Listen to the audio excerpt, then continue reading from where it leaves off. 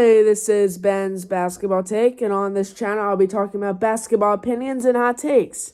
Today I'm going to be talking about how the Wizards went from Eastern Conference Finals to mediocre at best. Before I talk about that, make sure you hit the subscribe button and hit the notification bell to get notified when I upload a video. I'd really appreciate it if you did. Now let's get started. If you didn't already know, the Wizards, who are my favorite team, were invited to the bubble to compete for a playoff spot without Bradley Beal. They ended up not making the playoffs while going a putrid 1-7 in the bubble.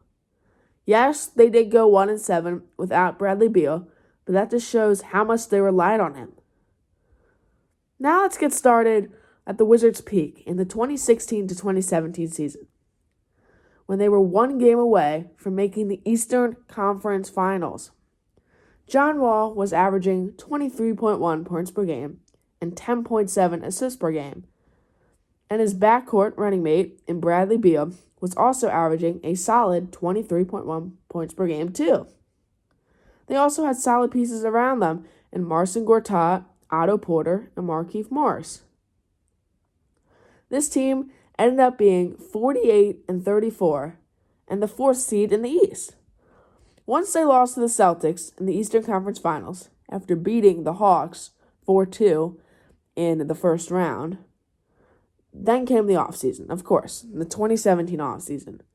And in the 2017 offseason, Otto Porter was a free agent, and they decided to match the offer the Nets gave to him. His contract was for 4 years, averaging about $27 million a year. This was, I think, an okay move to bring back a decent starter. Then they gave John Wall the Supermax contract, which is only given to a player who has made an All-NBA team and has stayed with the organization for 7 years. The contract is for 4 years, $171 million. Crazy. They also are able to keep most of their core from last year. So now then comes the next season, and they're basically the same team, just extending some starters. And the Wizards finished a disappointing 43-39, but still able to get the 8th seed. They ended up losing in the first round of the playoffs, though, against the Raptors 4-2. This season was the start of injuries on John Wall, though. This is why they only went 43-39. He missed about 7 weeks with a knee injury that year. That's really what made them, again, 43-39. So then comes the 2018 offseason, and the Wizards really didn't do anything but keep their core for a third straight year. The Wizards started off the year well when no one was injured, but when December hit, once again, John Wall had another knee injury that would require surgery, so he was out for the rest of the season. Then during the 2018 to 2019 trade deadline, the Wizards were big sellers as they got rid of Otto Porter, Markieff Morris, Marcin Gortat, and replaced them with mediocre players at best, like Bobby Portis. And then they would just let him go in free agency. The Wizards then finished the year a very disappointing 32-50. Very disappointing as a Wizards fan. During the 2019 offseason, the Wizards basically just signed a bunch of veterans to fill out the team, while other teams were making crazy moves. But in the draft, the Wizards at least drafted a promising Rui Hachimura.